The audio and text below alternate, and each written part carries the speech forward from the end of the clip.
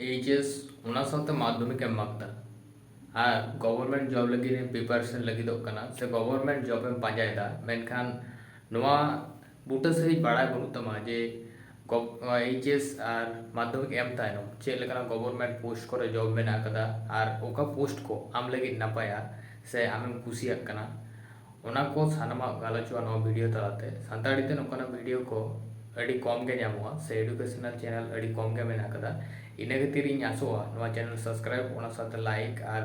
ᱟᱯᱮᱭᱟᱜ ᱵᱚᱠᱛᱚᱵᱵᱚ ᱥᱮ ᱱᱚᱣᱟ ᱛᱟᱭᱚᱢ ᱫᱟᱨᱟᱢ ᱪᱮᱫ ᱞᱮᱠᱟᱱᱟᱜ ᱵᱷᱤᱰᱤᱭᱳ ᱯᱮ ᱠᱷᱚᱡᱚᱜ ᱠᱟᱱᱟ ᱥᱮ ᱱᱚᱣᱟ ᱵᱷᱤᱰᱤᱭᱳ ᱧᱮᱞ ᱠᱟᱛᱮ ᱪᱮᱫ ᱞᱮᱠᱟ ᱯᱮ ᱟᱹᱭᱠᱟᱹᱣ ᱠᱮᱫᱟ ᱚᱱᱟ कमेंट तलाते बाड़ा चुना चलो ताहले तेना वीडियो ना मूल टॉपिक रे पहले रे जहाँ ट्रेन को पास आउट कदा उनको लगी ते चेक जॉब प्रोफाइल तो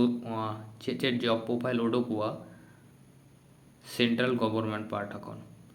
railway job various level of entry non technical position मैं तो टेक्निकल बांग कमियान पोजीशन करे तारपरे track manager assistant loco pilot मेनखान असिस्टेंट लोको पायलट लगी तो आईटीआई लगती मेना कदा तो आईटीआई लगती मेना कदा जहाँ असिस्टेंट लोको पायलट लगाते कमीरना इच्छे मेना तपिया आफ्टर 10 पास करते ताहले आप दो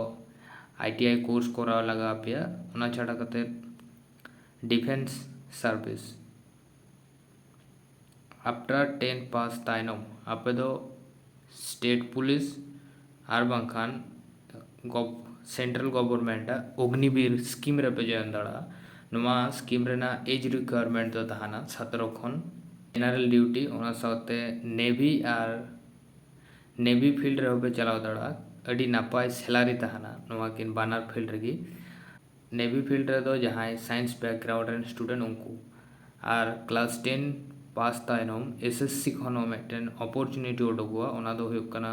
टास्किंग स्टाफ ओना साथे फॉरेस्ट गार्ड मेनखान ग्रामीण डाक सेवक नवा दो उन वैकेंसी उडोक रहो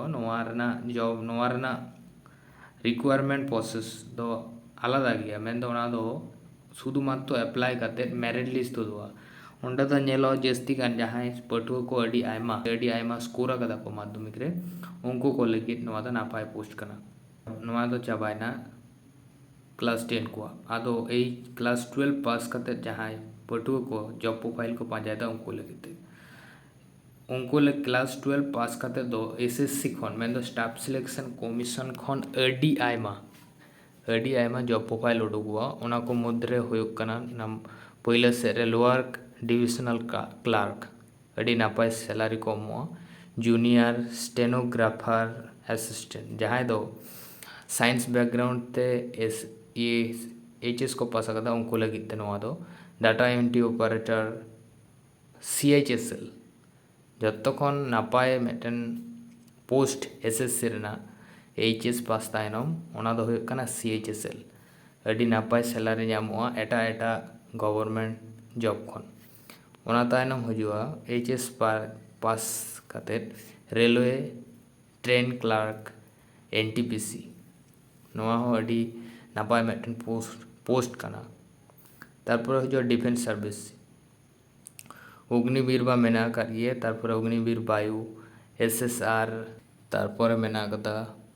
बीएसएफ सेंट्रल रेना जॉब बीएसएफ सीआईएसएफ ओना छाड़ा करते सीआरपीएफ नवा नोकाना